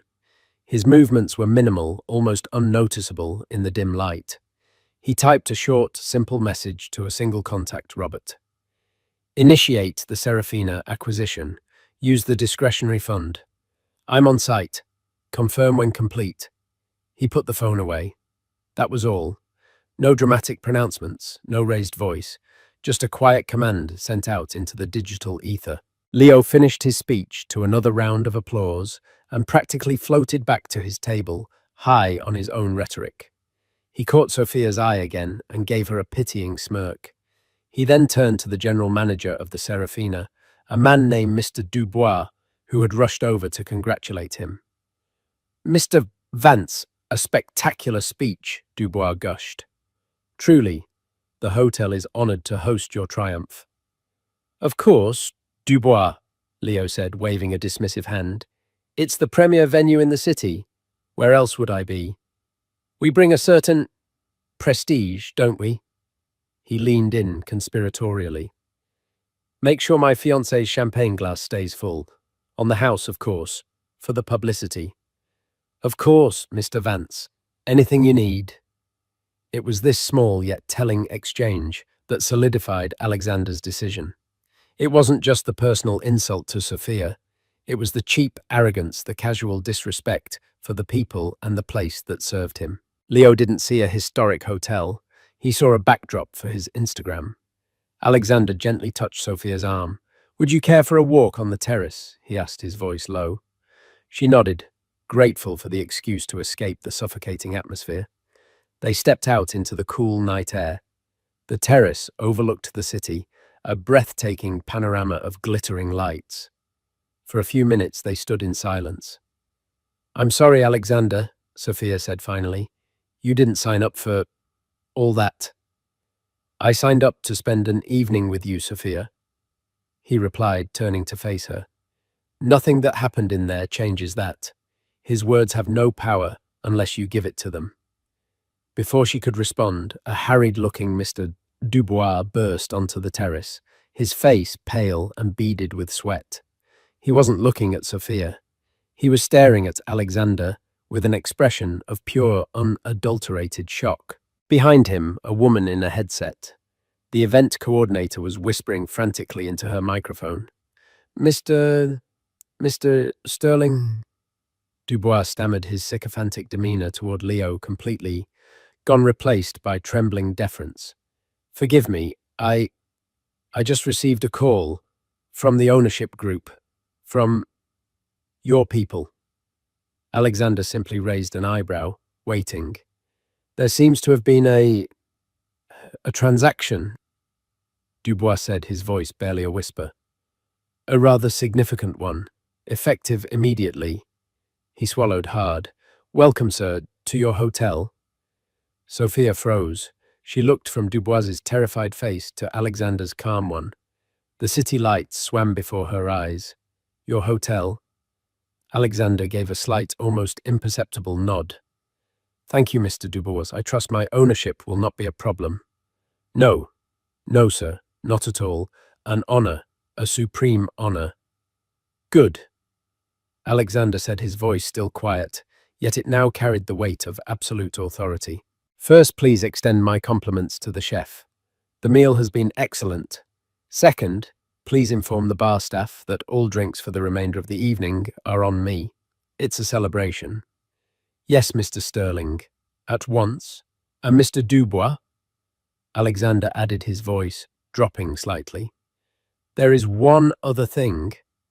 Anything, sir. Alexander's eyes flickered for a moment towards the ballroom, where Leo was laughing loudly, holding his award up for another photo. It has come to my attention that one of your guests, a Mr. Vance, believes his presence here grants him special privileges. He seems to be under the impression that he owns the room. A look of pure dread dawned on Dubois' face. I'd like you to correct that misunderstanding for me. Alexander continued, his tone smooth as silk. Discreetly, of course. Please present him with his final bill for the evening. Everything. His table, his guests' meals, the champagne he so generously offered on the house. And please add a 20% gratuity for the staff he has been treating so poorly. My staff? Dubois looked as if he might faint. Right away, Mr. Sterling. Right away. He practically ran from the terrace. Sophia stared at Alexander, utterly speechless. The sheer, breathtaking audacity of it. The scale of it. He hadn't raised his voice. He hadn't made a scene. He had simply bought the building. The fallout was immediate and catastrophic for Leo. Mr. Dubois, flanked by two stern-looking security guards, approached Leo's table. The vlogger's camera was still rolling, catching the moment. Dubois leaned in and spoke in a low, urgent tone. The smug grin on Leo's face vanished, replaced by confusion, then indignation, then sheer, stark panic, as a leather-bound billfolder was placed firmly on the table in front of him. "What is this?" Leo's voice was loud enough to carry. "This is a mistake. My expenses are covered." "There is no mistake, Mr. Vance," Dubois said, his voice now devoid of any warmth. "The hotel is under new ownership, effective 10 minutes ago, and the new owner wishes to settle accounts." The words hung in the air. New ownership. Whispers erupted around the room. Who? How Skylar's perfectly made-up face was a mask of confusion. Her camera, still live-streaming, caught Leo's face, turning a blotchy red as he opened the bill. The amount was astronomical. "This is ridiculous," he sputtered, looking wildly around the room. His eyes fell on the terrace doors where Sophia and Alexander were just stepping back inside. He saw the way Dubois kept glancing nervously in their direction. He saw the way the most powerful people in the room were now looking not at him but at Sophia's quiet, unassuming date. And in one horrifying, gut-wrenching moment of clarity, Leo Vance understood exactly what had just happened. The man he had dismissed as a +1 had just bought the entire goddamn hotel to settle a score. Skylar's livestream captured it all, Leo's face crumpling in humiliation. The frantic whispers, the collective turning of backs as the initial social hierarchy of the room seismically realigned in real time.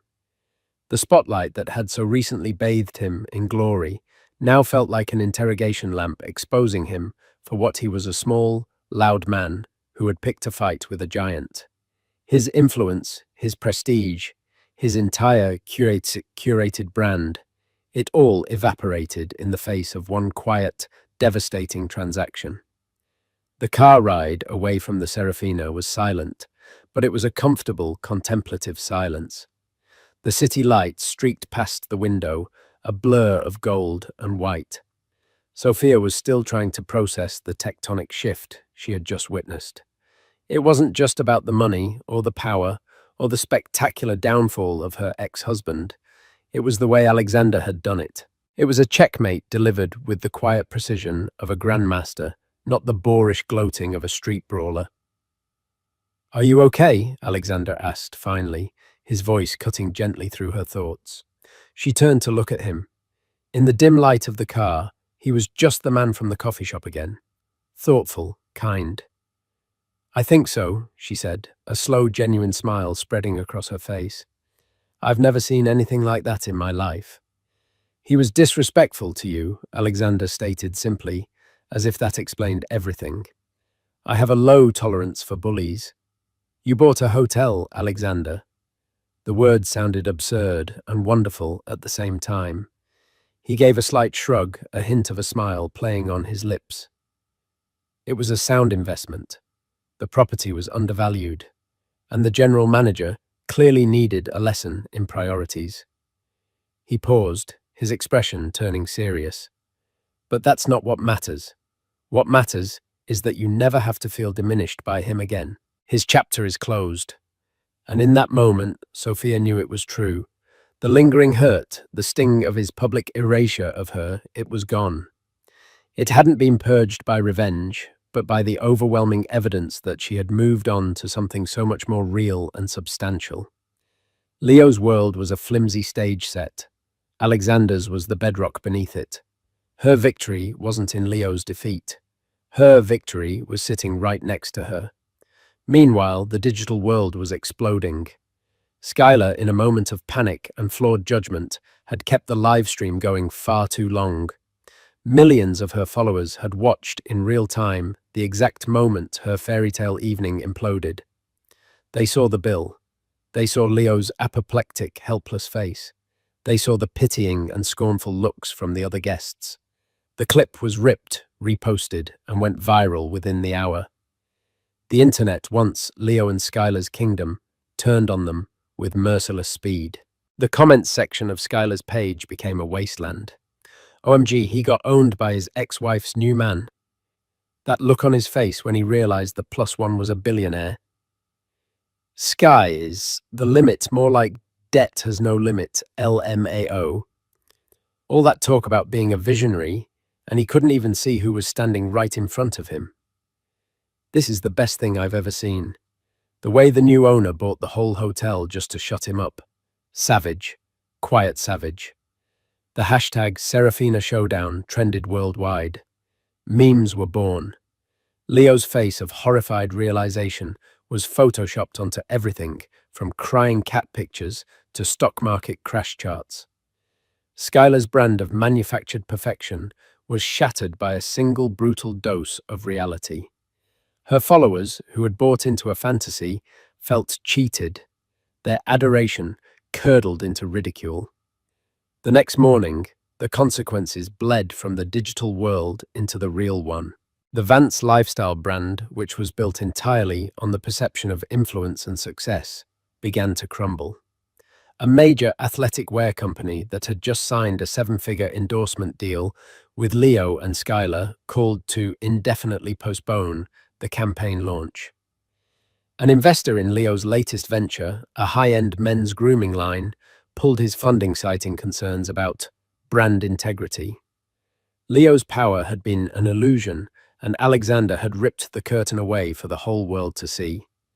Sophia woke up to a flood of texts from Maya, mostly just keyboard smashes and links to Twitter threads.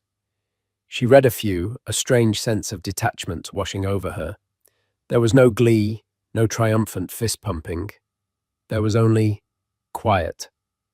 The noise that had surrounded Leo for years, the noise he had used to drown her out, had finally been silenced. Later that afternoon, her phone rang. It was Alexander. "I have a proposition for you," he said, his voice warm. "I've just acquired a first edition of Dante's Inferno with original Gustave Doré engravings. It's magnificent, but it has some slight water damage on the cover. It needs an expert, and I was hoping that expert might also be free for dinner tonight." Sophia smiled a real unburdened smile. She looked around her quiet apartment at the books, waiting patiently for her care at the life she had painstakingly rebuilt for herself. It was a good life, a substantive life. "I think," she said, her heart feeling light and full, "I can fit that into my schedule." Her new chapter wasn't about the downfall of her ex-husband or the wealth of her new companion. It was about her passion, her strength, her quiet victory. It was about a woman who had learned to find value, not in the noise of public approval, but in the beautiful, resilient substance of her own story. Weeks turned into a month. The digital shockwave of the Serafina Showdown had lasting repercussions. Skylar Monroe attempted a clumsy pivot. She posted a tearful black and white video titled "My Truth," where she spoke about the pressures of living a public life and the pain of seeing her relationship scrutinized. It was a valiant effort to reclaim the narrative, but her audience, now cynical, saw it as just another performance. Her engagement plummeted, and lucrative brand deals dried up, replaced by offers from detox teas and mobile games. Her relationship with Leo, built on the unstable ground of mutual brand enhancement, began to fracture under the weight of their shared public humiliation. Their once perfect Instagram feed became sporadic and strained. Leo Vance simply disappeared. He deactivated his social media, and the Vance lifestyle brand website was replaced with a simple "under construction" page. Rumors swirled that he was facing lawsuits from disgruntled investors and had sold his flashy downtown condo at a loss. He had built his identity on a pedestal of perceived success, and when it was kicked out from under him, he had nothing left to stand on. Sophia, by contrast, had never been more visible, yet she remained firmly out of the spotlight. Stories had run in business journals and high society pages about the mystery woman who captivated tech mogul Alexander Sterling. But she declined all interview requests. Her anonymity was her own, and she guarded it. Her business, however, flourished in the most unexpected way. A curator from the prestigious Morgan Library and Museum, who had been at the gala and was impressed by the quiet dignity with which she had handled the confrontation, reached out. He hadn't known about her connection to Alexander at the time. He had simply been told by a mutual acquaintance that she was the best rare book restorer in the field.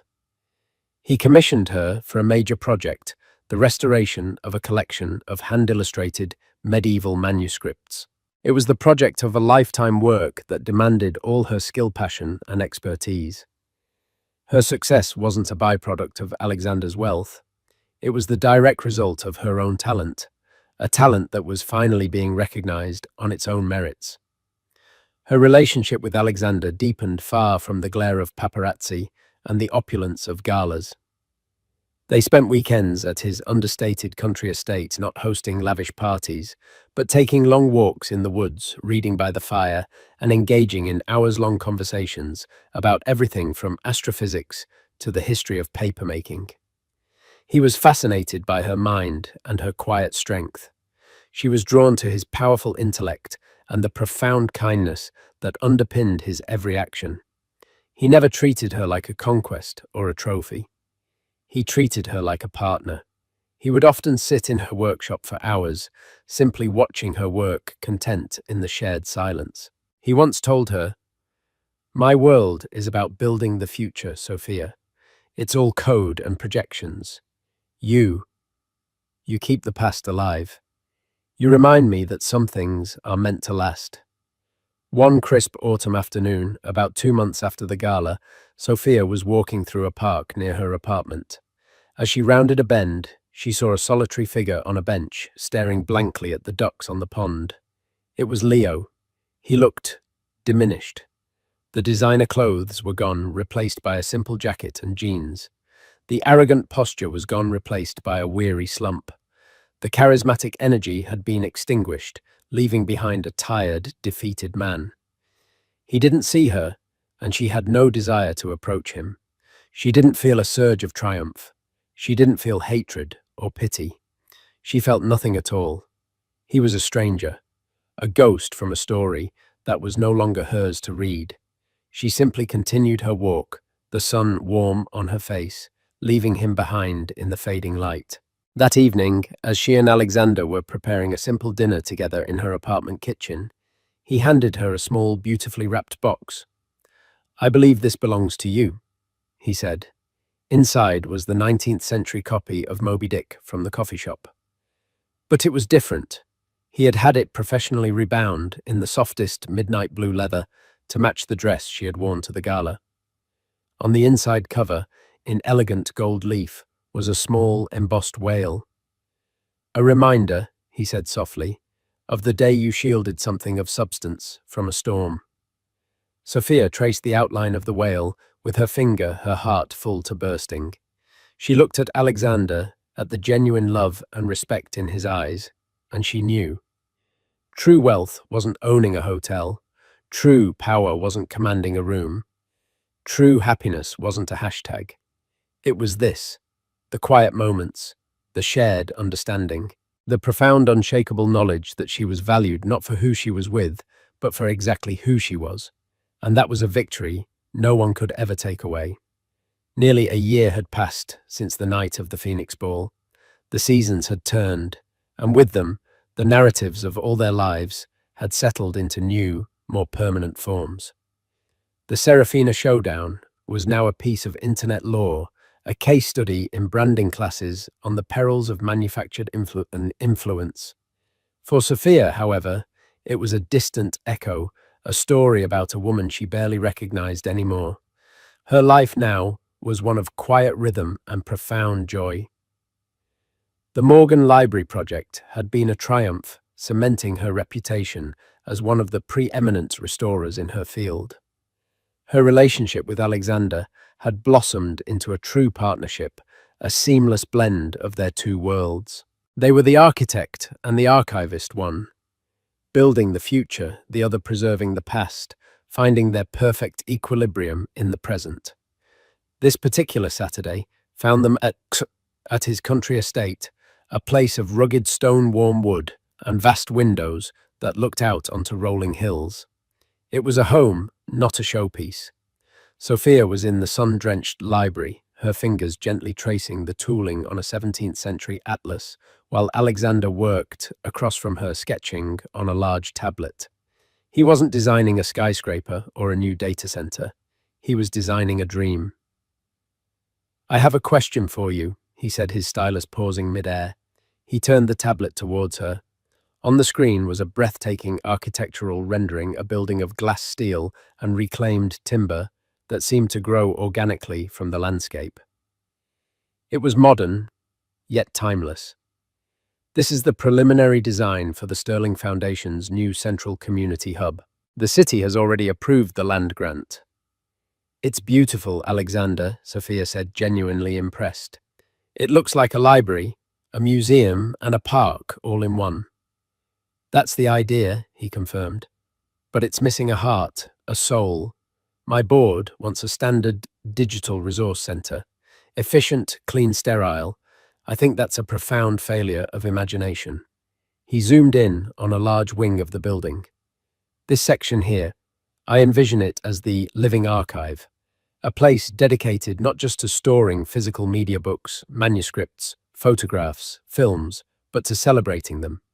A place with restoration labs visible to the public, workshops for bookbinding and calligraphy, soundproofed rooms for listening to vinyl records.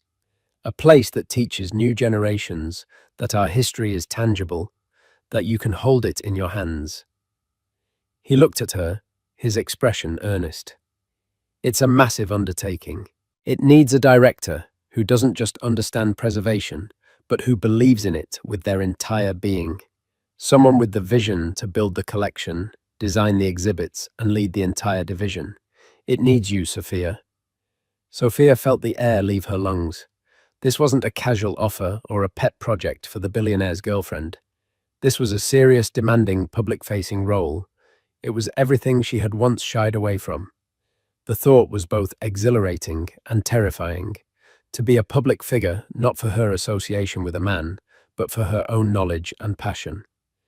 "Alexander, I'm a restorer. I work in quiet rooms on one page at a time." She said, the old hesitation, a faint whisper. "And now you can build the rooms," he countered gently. "You can inspire 1,000 others to care for those pages. This isn't about being in the spotlight. It's about building the lighthouse.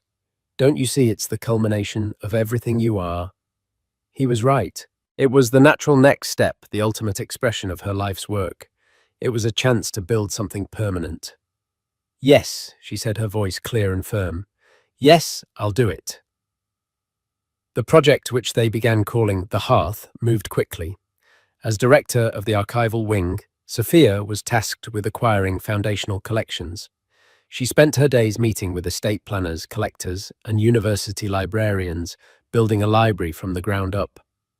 It was during this process that a ghost from her past reappeared, not with a bang, but with a quiet, desperate email. The email was sent to the Foundation's General Acquisitions address. It was from a private art consultant representing a Ms. S. Monroe, who was looking to sell a significant collection of 20th century fashion photography books, including several rare signed first editions by masters like Richard Avedon and Helmut Newton. Sophia stared at the name. S. Monroe. It could only be one person. A quick, discreet inquiry by Alexander's team confirmed it. After her public fall from grace and her breakup with Leo Schuyler Monroe had been forced to liquidate her assets, the photography collection was one of her last valuable possessions. "We don't have to pursue it," Alexander told her that evening, his hand covering hers. "There are other collections." Sophia thought for a long moment. She remembered the empty, performative woman at the gala.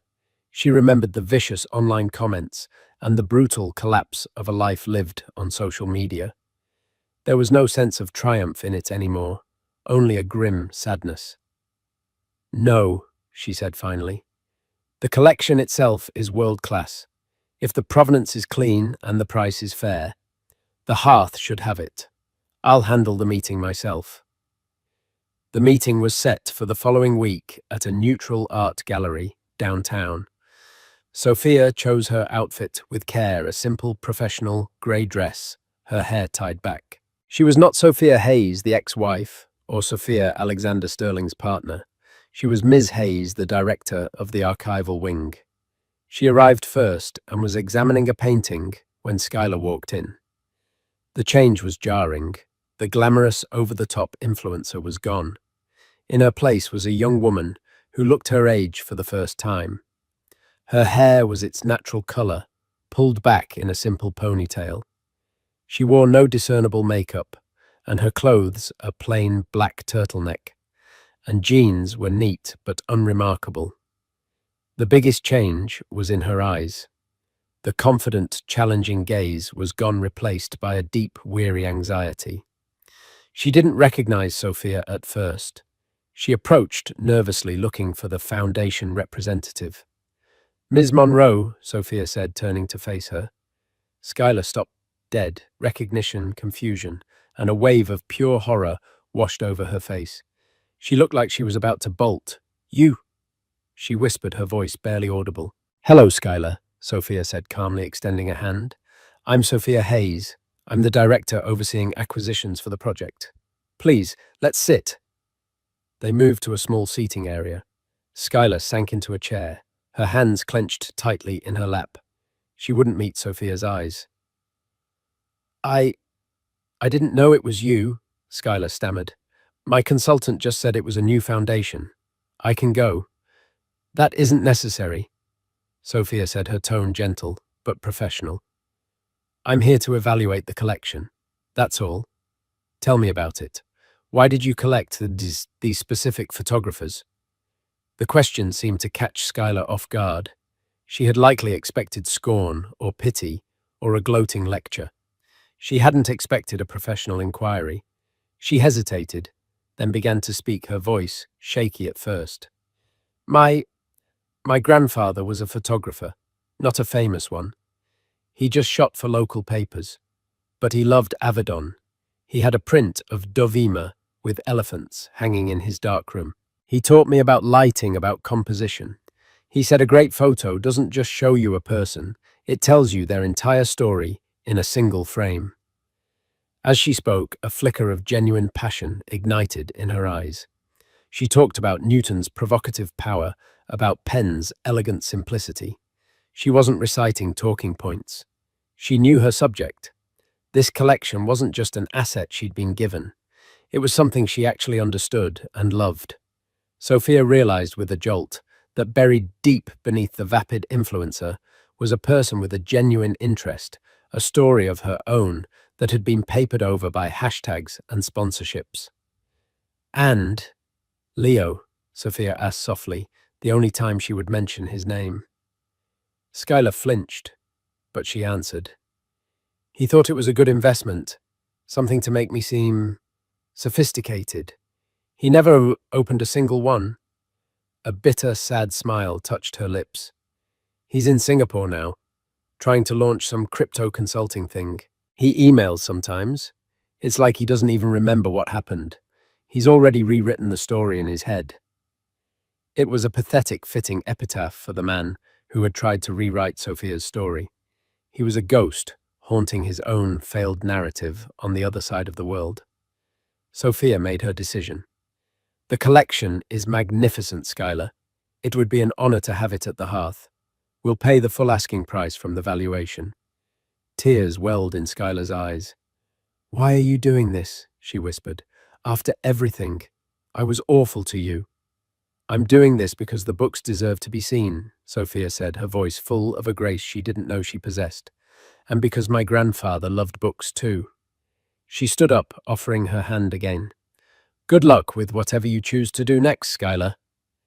Skylar shook her hand, her grip surprisingly firm. "Thank you," she said, and for the first time, it sounded real. Months later, the day of the groundbreaking ceremony for the hearth arrived. It was a bright, clear day. Sophia stood at a podium facing a crowd of city officials, donors, and community members. Alexander was in the front row, his eyes fixed on her, glowing with pride. She looked out at the crowd, unafraid. She was no longer a ghost at someone else's feast. This was her stage, built on her terms. "We stand here today at the beginning of a story," she began, her voice steady and clear, amplified in the open air. "A story about building a bridge between the past and the future, between the silent wisdom held in the pages of a book and the infinite possibility of the digital frontier. In an age of fleeting images and disposable information, we are making a promise that our stories, our collective history, will not be erased, that they will have a home, a place of substance, a place to last. She finished her speech to thunderous applause. She walked down from the podium and took her place beside Alexander. Together they picked up two silver shovels and alongside the mayor plunged them into the rich, dark earth. As the cameras flashed, Sophia looked at Alexander, her partner, her friend, her love.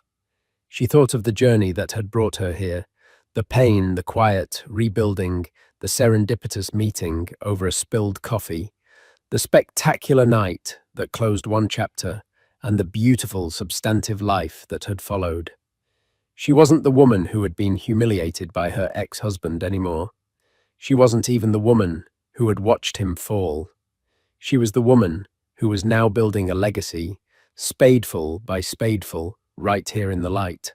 So what's the real takeaway from Sophia's incredible story? It's a powerful reminder that in a world that shouts true strength, often whispers. While her ex-husband chased the hollow echo of social media fame, Sophia quietly invested in herself, in her passion, and in her own worth. His empire was built on sand, ready to be washed away by the first tide of public opinion. Her foundation was built on the bedrock of authenticity and skill. The dramatic climax at the gala wasn't just about an ex-husband getting his comeuppance. It was about the universe spectacularly realigning to reward substance over surface. It proves that the most powerful currency isn't followers or fame, but self-respect.